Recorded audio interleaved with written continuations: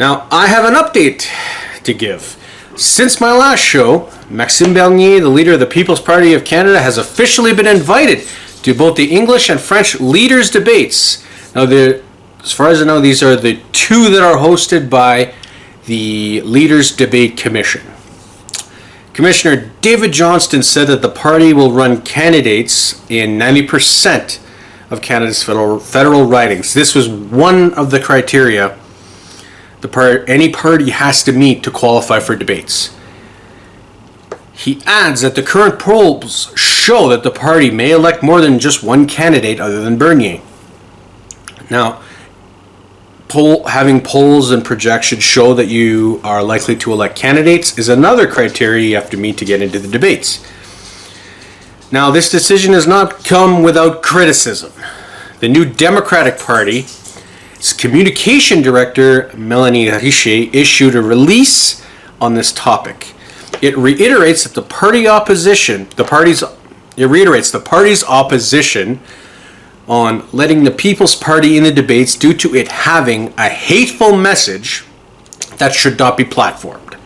It adds that the party's views are divisive.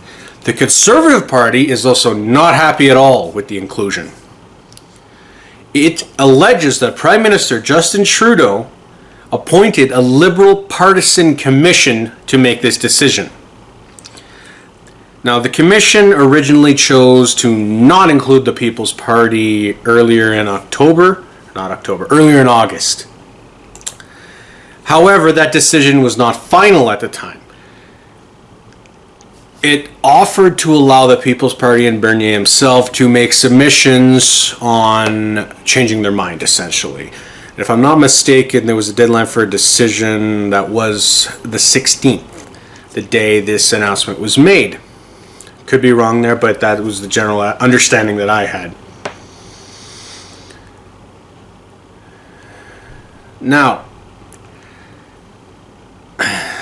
on to my analysis. I think that covers pretty much the facts on this case.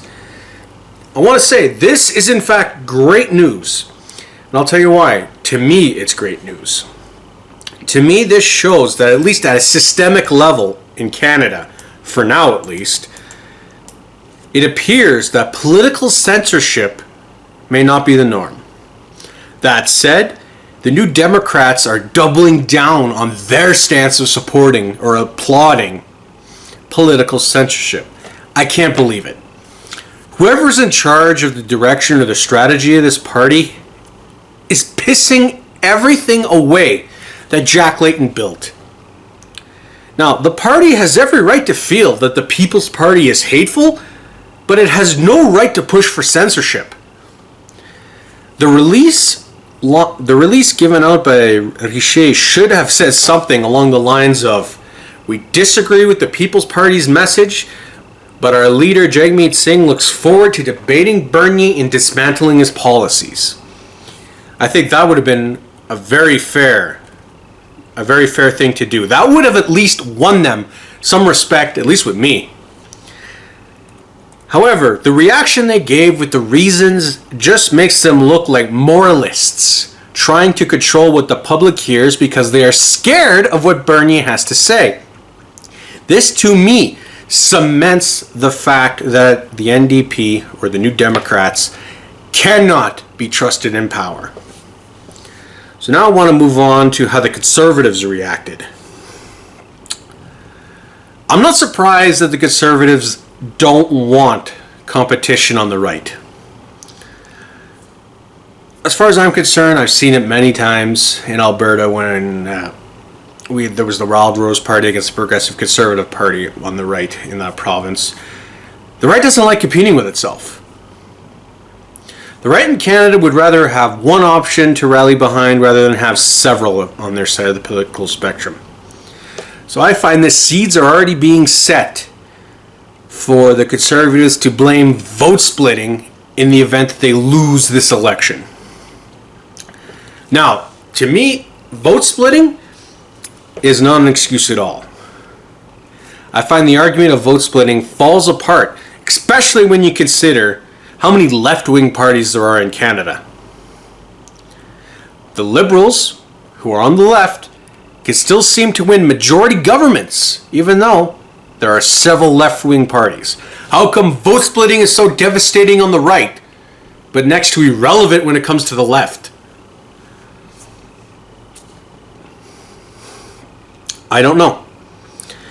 All in all, I find vote splitting is essentially the loser's excuse to avoid having to admit that whoever lost essentially lost because they could not appeal to enough voters to win.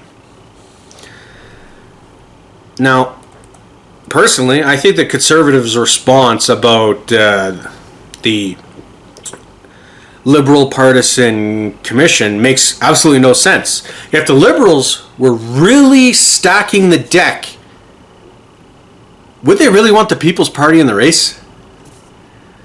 I think they would have pushed that the People's Party would be excluded for exactly the same reasons as the New Democrats. I say this because the Liberals are overdosing on social justice just as much as the New Democrats are. I don't know what Andrew Scheer's team is smoking to make such a profoundly stupid statement. Sure, the Liberals could have used partisanship to make sure the right-wing vote is divided. That is definitely, it's a possibility, and it's a lot smarter than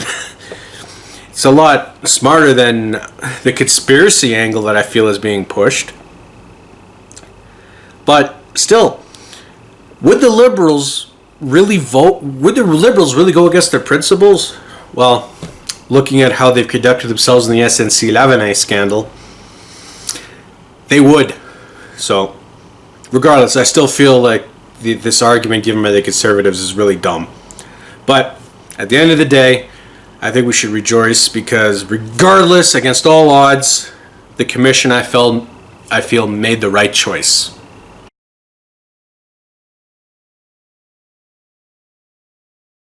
I want to thank you for watching this video. If you like what you saw, please like it. If you don't, well, there's the thumbs down.